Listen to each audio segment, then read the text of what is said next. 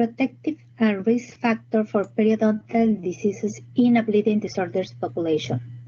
My name is Laura Beatriz Isidro Arán from Universidad Autónoma de Yucatán. Authors declare there is no relevant conflict of interest to declare. Dental models generally allude to the premise of a diagnosis that allows the design of primary oral healthcare models or preventive models that decrease the prevalence of oral diseases.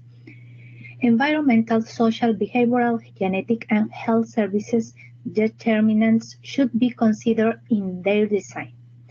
The objective was to determine risk and protective factors for periodontal disease in a bleeding disorder population.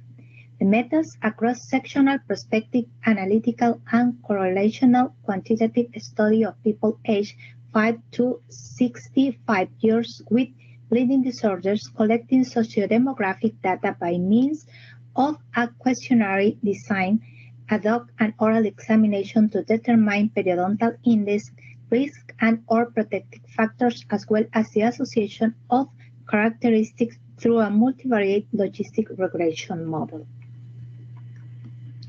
The results: 201 persons diagnosed with bleeding disorders were examined. 66.2% present hemophilia, 32.8% von Willebrand disease, and 1% factor VII deficiency.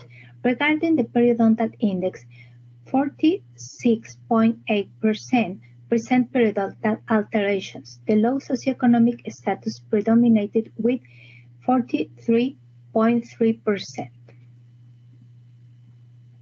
The multivariate logistic regression analysis showed that the risk factors for periodontal disease were low socioeconomic status, rural place of residence, and low educational level of the head of household.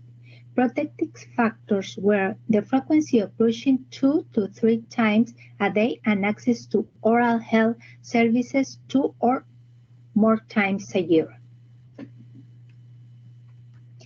The findings found in this research indicate that those with a low socioeconomic status have a 3.3 times higher risk of periodontal disease.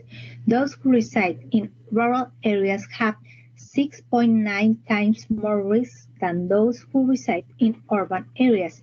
And finally, families whose heads of household have a low level of education have twice the risk of periodontal disease.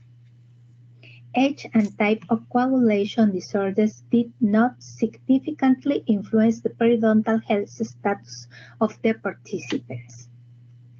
Thank you very much.